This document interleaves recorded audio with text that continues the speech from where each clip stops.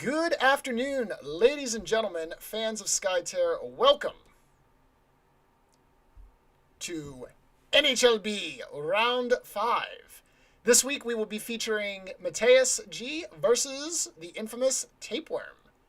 I am the commander reporting in for duty, and joining me is the Michelangelo of the SkyTerra world, Cdubs. Thanks for the introduction. I'm glad to be here. So, as we are now entering the second half of the No Heroes Left Behind tournament, the players are going to have to start being a little more strategic about how they run their heroes, as the options are starting to get a little bit limited. So we ran the behind-the-scenes startup, and Matais did win the coin flip and actually elected to go second, giving Tapeworm first player, and choice of the outsider. Tape elected to bring his own, the original OG, versus Matais's Terror of the Endless Night. So, do you think he took second because he wants to see what Showdown hero first Tape takes? That is certainly a big possibility, given that we have as our victory condition Showdown, Tamer, and Siege. Siege, as we were kind of talking in the pregame, pretty much no one plays around Siege because it's just so hard to pull off. But given Tape's lineup, with Akla, Doomies, Miyuki, Yami, Hokusai, Akimo, I would argue there was probably a 90% chance that he was going to bring Yami as the Showdown hero. She's one of the best, both in terms of offensive capability and defensive capability. And interestingly, reacted with Hokusai as his hero for the Showdown condition as well. So Tapeworm's leader is Yami. Matais's is Hokusai. Yeah, I personally like Hokusai, as I won Showdown previously last week with Hokusai. You have that option, just mark them, and then you don't have to really be targeting. So if you get them low enough, you can just mark, kill them, or even suicide. Keep them from Showdown. So that's I think one of the benefits of using Hokusai as well is the suicide option, because Showdown specifically triggers when the leader kills the enemy leader, and so as you mentioned, that suicide option does prevent the condition from going off. Yeah, the mark, just like they can't really hide from his mark. Right. I mean, the same with Yami, but his is like piercing damage. Yep. With the whatever you flip, but right. All right. Okay, interesting draft setup here. So we noticed that Matais actually kind of has a big hodgepodge of characters with him this week. He had Hokusai, Gobjorn, Brilvar, Freyhill, Korjoff, and Kenwi. Whereas Tape had primarily a red team, red-green, and a little bit of red-yellow as well, opting not to bring Doomies and Akla. And we are moving out Kenwi and Freyhill for Matais, so not a whole lot of runes. Well, I mean, there's 3 green, 3 blues for Matais, but there's also a red and a yellow, so we'll have to see exactly how the card spread works. Hokusai is bringing Granite Skin, Impervious Shield Slam. Gobjorn brings Gobjorn's Betrayal, Sinkhole, Rampant Hatred. Brilvar brings everyone's favorite card, Presence, Speak with the Spirits, and Guide. And Korjoff, interestingly enough, is loaded down with some green cards. He has Amulet of Immovability, Where Faith Falls, and Torn Banners. So primarily a green list. Interesting cards on Korjoff. I want to see what's going to happen here, because that's very interesting. Not the usual.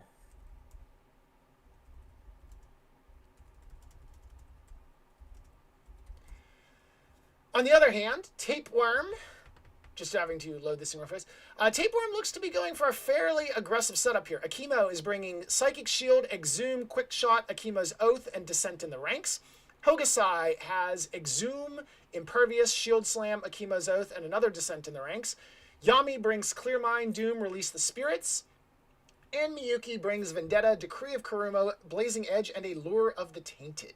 So definitely need to watch that Showdown condition for Tape, even though Hokusai does have some armor. Tape's own Hokusai may be able to reduce that, bring down the... Aha! Okay, so we're going right away with the move Worship And the +2. Okay, so that's 3 damage to both Hokusais right off the bat. Pretty good. And, putting that Hokusai in the dome now for Mateus is kind of risky. Yeah. I mean, I'm assuming he's moving that last. Probably the smart thing, but I'm looking at Tape's list, and his modifiers are really high. Yes, that's the thing I noticed as well. Yeah, 20 +2s. A lot of people say that flip decks kind of died off in Season 2, and at the start, I think a little bit that they did with the increased deck size, but there have been enough successful cases, I think, in addition to some of the new cards that we've seen both in the Breach and the Unforgotten series, that flip decks are starting to come back a little bit. Augmented by the occasional high power damage card. Obviously, Akimo's Oath does allow for instant assassination of squishies. We've seen that happen to some unfortunate players in past episodes. Yeah, I do think that kill decks are viable, flip decks, because some of the kill conditions, like Showdown, Tamer, even, the other new objective, not Onslaught, but Bloodlust. Bloodlust, yeah. Yeah, that one. Like, those are, easier to achieve with flip decks, so, and faster than some of the push decks. So. Yes, absolutely. All right, so we then saw Gobjorn going to not exactly give up control of the dome immediately. The nice thing about Mateus's positioning is with last player, you do kind of get the decision of, do you want to try and contest the dome or not? So we did see Gobjorn get lane 1 off to a slow push, move, slash down a minion, and then skirmish into the dome. Hokusai does have the lead right now, given that he used his third action as a lead. So Tape is currently winning the dome 4-1, but if we decide to have a dome pile, dome brawl here, that can even out very quickly. And, Tape actually doesn't have any heroes that can play presence, so doesn't need to worry about Mateus turn-winning presence and guaranteeing the victory there either. So we'll see what Miyuki does to determine whether Tape wants to sit in and contest this dome.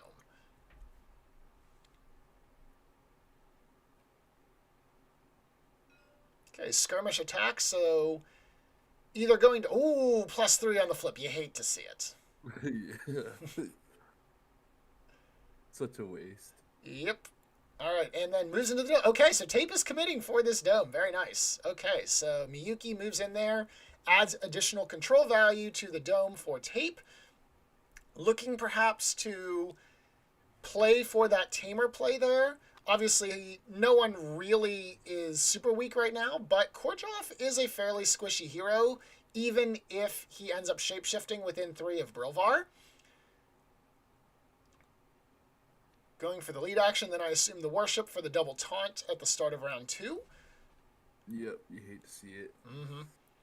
So the only real way out of this play right here that I can see for Tape would be if you manage to win the dome, if you convince Mateus to somehow go to the lanes, or you do something else with weird shenanigans that I can't think off the top of my head.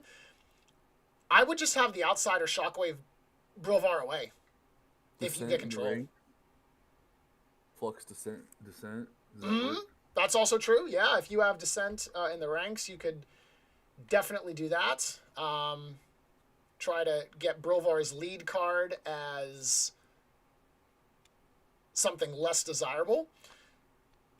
That being said, though, Mateus does have the last activation, so he could potentially just march someone else in there, and then your flex play is kind of been neutered. Yeah, Descent in the ranks is not a reaction. Right. So can't do that end of turn. Yeah, that'd be really good. That would be actually ridiculously good if you could. Okay, so Akimo... So if Akimo kills this minion, that'll even lane number 1 out. But if you're going to go for the dome pile, that's going to mean 3 people are now adjacent to Brilvar. Oh, okay, we're going to play Quick Shot. Oh, nice. Interesting. So that's going for the skirmish here. Okay. Stuck. I wonder if he's just going to start attacking Gobjorn, perhaps. Probably. Golbjorn's not shapeshifted, so he doesn't get the bonus armor. Attacking Brilvar seems... Yep, there we go. Attack declared on Brilvar. Or, excuse me, on Golbjorn, because Brilvar is armored up. +1/+1. All right, 4 damage. Not bad. Puts him down to 14.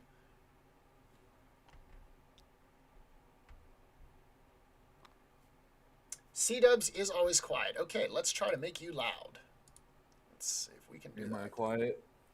It says so. According to my levels, you're not too bad, but apparently the chat says otherwise, so we will fix that, or at least attempt to. Yeah, I'll do that on my end too. Okay. Well, I just cranked you up a whole bunch, so hopefully... Okay. Whoa, I may have cranked you up too much. There we go. Okay. Am I good now? Let's see. Chat, how we doing here?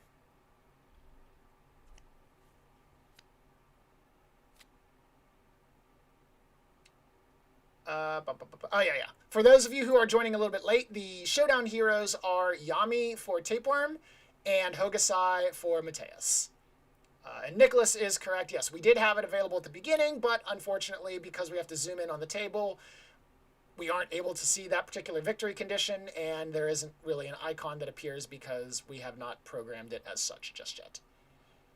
Oh, for the top. Yeah. That would be kind of cool.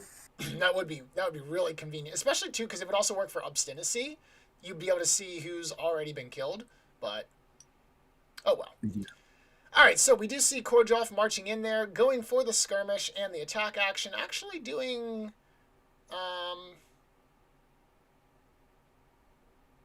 a little bit of damage there to Hokusai, not a whole lot. This is just turning into one giant dome brawl. We love to see it.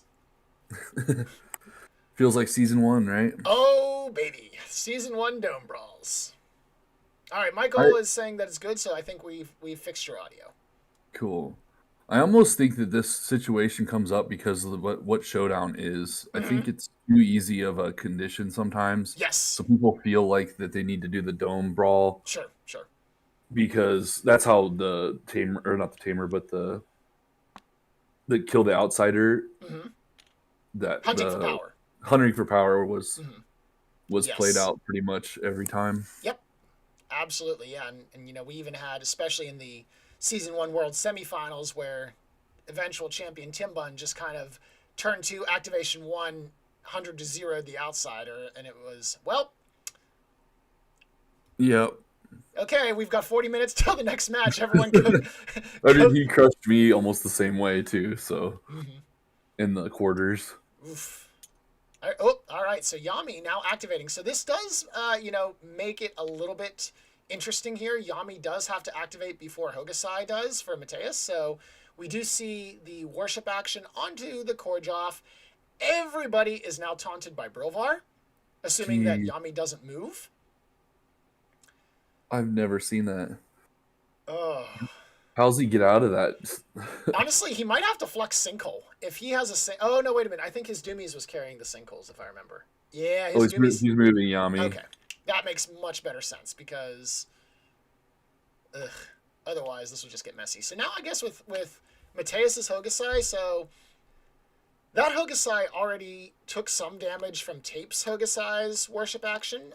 I assume you're okay with taking a little bit more? And then you just try to blow up Yami? He does have Release the Spirits, too, so he can get that taunt off. Yep. Okay, worship action, going for the big kaboom here. Ooh, only a +0, though, so 1 damage to both Hokusai and Yami, leaves her to 17, and Hokusai to 16. And the attack action. Yami now has no armor, so this will be a 2+ on the flip. +1, 3 more damage. All right, brings Yami down to 14. So 13 to 14 on the Showdown, but Hokusai has more armor. So,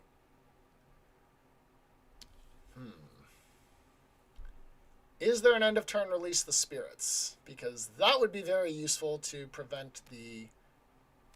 Let's see. Looks like there isn't. Nope. Okay, so we have tie in lane 1, tie in lane 2, and a tie in lane 3. Exciting. It's going to be a quick game probably, Yeah, unless something else happens. yeah. What are you betting on? Do you even think Tamer can happen because the outsider is just going to keep getting tied? Yeah, no, Or this is a showdown game because siege isn't going to happen. Um, as you mentioned, Tamer's not on the field, so we can't really kill anyone. So this is just going to come down to, does Tape kill Hogasai or does Mateus kill Yami first? yeah, or suicide the Hokusai on a save, Right. Yeah. and then keep it off of tape. Mm-hmm. See, because this would be, if Brovar wasn't there, this would be a great setup where you could just have a chemo move in, dice up Hogasai for heavy damage at the start, and then potentially set up for a finisher. But as it stands, Brovar is kind of in the way. He'd have to move skirmish attack. Well, you're gonna automatic, yeah, unless you're Yami, you're automatically gonna blow your first attack on Brovar here. Yeah, hope for a release sometime. All right, Hogasai is activating, so first action will be an attack on Brovar, so 2+ versus 3 armor.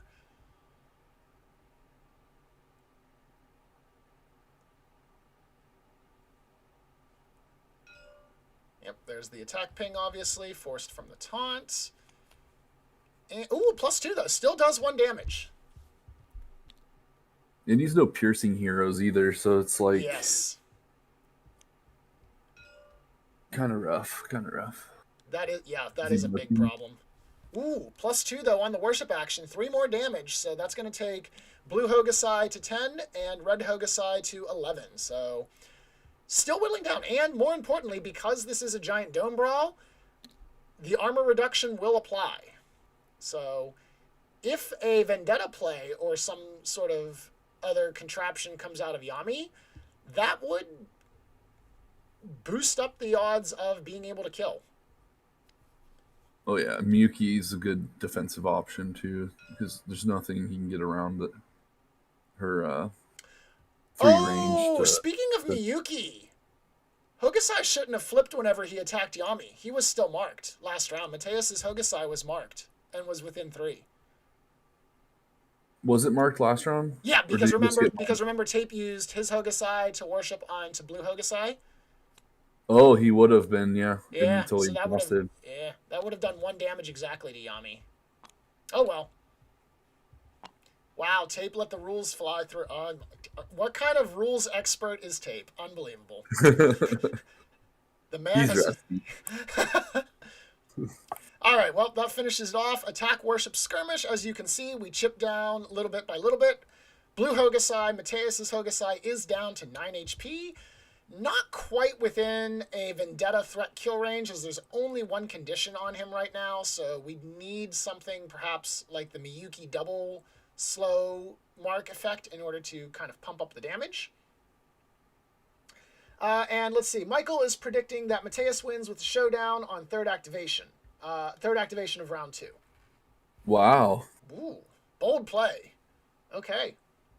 He's just gonna get a really big nonsense attack combo. Possibly. I mean, he's got Korjoff that can do different things here. Well, he's got that little torn banners combo with. True. Does he have Vendetta? Mateus does not have Vendetta. Yeah, so that would actually be disgusting to watch a torn banner. Well, yeah, torn banners and then do Vendetta on that person. That would be ouch. Yeah. You'd need 2 separate activations since they're both action cards, because obviously we don't have Nelliclin here, but that actually would be ridiculously good in a Nelliclin deck. Mm-hmm. Ooh. That's what I was wondering, because he had the torn banners and he had Hokusai as the red hero. Right. Yeah. No, his Hokusai is carrying all green cards except for the ultimate, obviously, is red. Huh. Even had the Where Faith Falls for Korgoff to keep the conditions on. Yep. Ooh, all right. Brovar with the +3 on the attack, going to drop Miyuki down to 12. kind of spreading the damage out Yes. within heroes when you kind of want to be focusing on Ah. one, right? Ah. At this point, I'm not sure. Well, there's Presence, everybody's second favorite card in the game after Sinkhole. So Presence is going to ensure that Mateus wins the dome, barring Tape being unable to kill someone. Mm-hmm. And Jokes has shown up as well. Oh, and Zeragul, hello, I missed you there. I apologize. Zeragul has joined us, so we are getting all people all over the world. We love to see it. Almost as much as we love to see the Dome Brawl. Got a party going. We do. All right, lead action from Brovar. Going to Shapeshift again, I assume. Yep, there's the Worship action. Going for the Shapeshift. Exhaustion. Boom, done. Yep. And that's like the safest hero to put the Presence on at Absolutely. this point. Yep. Yeah, 16 HP, 3 armor, and as you pointed out earlier, no piercing. Although, if I do recall, there is the Blazing Edge option for Tape from Miyuki, so we could actually use the Blazing Edge card here to get 2 damage, and then also piercing. Yeah, but it's not a reaction. True. Oh, true. Yeah. That's a good point. That card should have been a reaction, honestly, because of Brovar. All right. Well, we do have a chemo playing that Release the Spirits. Ooh, there we go. And a Where Faith Falls. Nice. Okay. All right, so let's go ahead and look at Release the Spirits first. If I can find it. There we go. So Release the Spirits. We want to remove all conditions here. So the idea is a chemo at the end of activation. So obviously, Brovar did the whole I'm going to exhaust, then worship thing. End of the activations on stack. Akimo says, all right, I'm going to play Release the Spirits and remove that. And then Korjov says, nope, we're going to make it sticky with Where Faith Falls. Yep, that's pretty good. Okay, very nice. Release doesn't replace itself either, where Faith Falls does. Right. Which is kind of sweet. Yeah, that was the bonus. I think the first time I played Where Faith Falls, I can't remember who I was playing with, but I was rereading the card and I realized, oh, I get to draw another card too. This is a nice efficiency card here. Yeah, imagine if Release just said draw a card at the bottom. I'm pretty sure that Kurito would just have an aneurysm attack.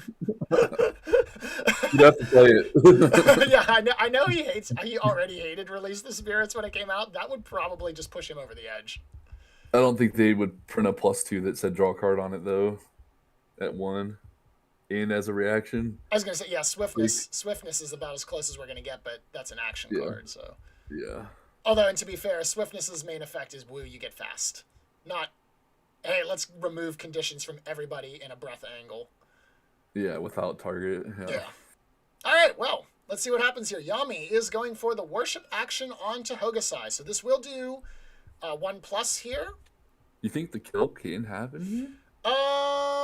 He's got to have cards. I assume that there has to be a plan here, because otherwise, why would you activate Yami? Mm-hmm. So I don't know if we're going for a double Vendetta setup here or something. Skirmish.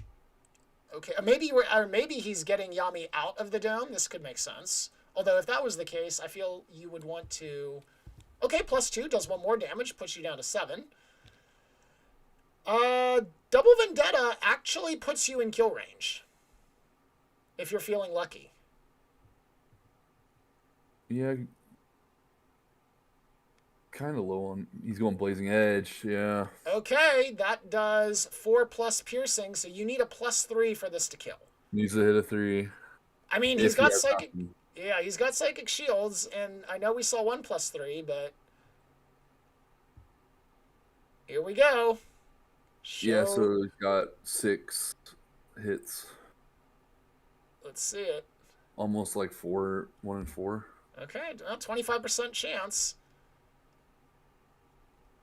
Is this game going to be over right here with a nice fat +3 and Yami claims another victim?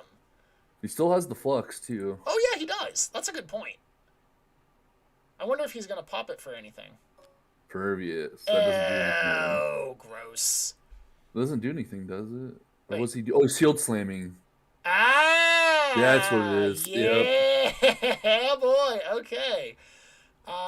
That works. Okay, so Blazing Edge just gives you +2 and piercing, like we said. Impervious gives you gives the target +2 armor. And by the way, that was Tape's Hokusai that Yes.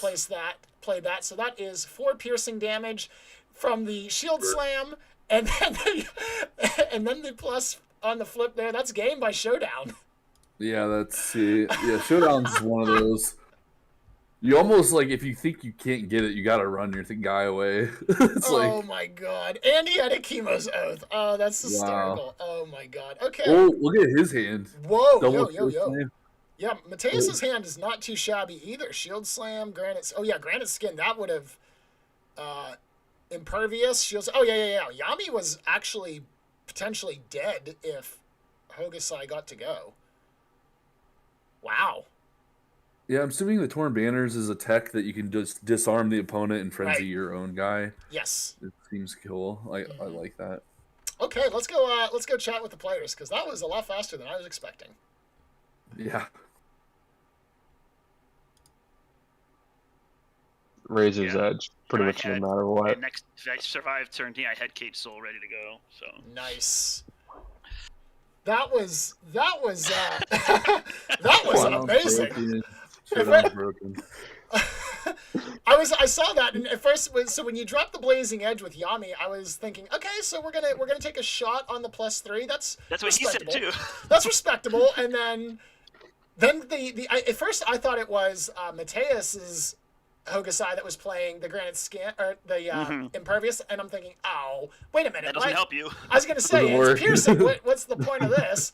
And then I looked at the mana counters and I watched them go down, and that was right at the time when Shield Slam came down, and then I thought, oh no, that's Hokusai from Tapeworm's side that just played the impervious. And I think even if I flip the -1 there, I think I still kill him. So. You do, yeah, because the Shield Slam does 4, which would bring him to 3. So even a -1, 3 piercing, yeah, that was guaranteed kill. As soon as he didn't have a response to the Blazing Edge, I was like, I think this is gonna be it. We'll see. So yeah, would have Torn Banners helped?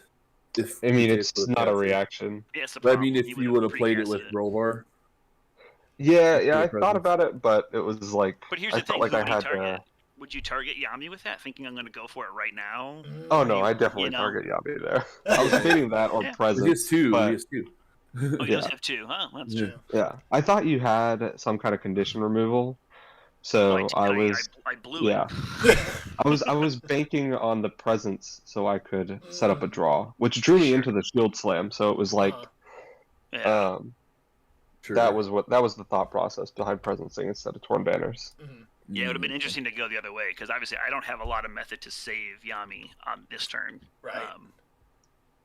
So if you had some wombo combo, I would have. Well, I think the beauty is even if I do disarm you there, you still Yeah, land it.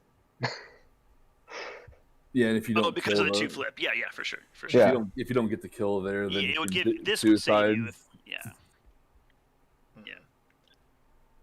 Nice game though, guys. Yeah, that was awesome. It was a quick one. Yeah, it was. I think we started at quarter after, and it's only 12:45 here. Half hour game. People say this game takes too long to play. Come on. Seriously, guys, just play kill decks. This is why kill decks are great. Just play Showdown and it's over. You know? Yeah, that's fair. I maybe more win conditions that go that quick, like even control ones. I don't know if that's possible. Yeah, nothing quicker than my god. Breach. I guess the hard to be this fast. Invasion. I guess is maybe. Yeah. Fastest invasion. Control. Yeah, invasions. Yeah. Or turn 1 trample. Breach. Yeah. Stop it. No. Need more tramples. A Curio special. No, we do not need more turn 1 trample. That is disgusting. Stop. We do not need turn 1 tramples. Mateus was even packing the tramples on Kenway. Oh really? Oh, that was just there. That was just there for bait for RG. Okay. There are so many things awesome. wrong with that deck that I'm just looking at that and shaking my head. This whole game was like an ode to RG. I loved violence on my side. We had violence on the other one. We had Yami killing and winning. Everything was great about it. Tape, I appreciate you very much for pumping Yami's win rate. All praise be to her. We love to see it. No problem. That's right. That's Brilvar right. loses again. See, that's a real victory right there. That's true. The Oathed's not doing too hot, right? No. No, they're getting trounced. Yeah. Well, they'll I'm redeem happy to themselves. contribute to the cause, all right?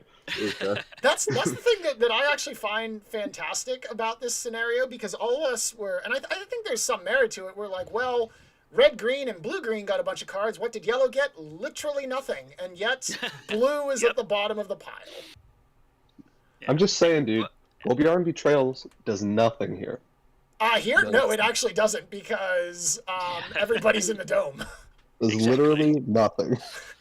Doomy should count as a minion. No. I did win with Brilvar last night, but someone had to because it was Brilvar on Brilvar action. So, Hedgehog. yes.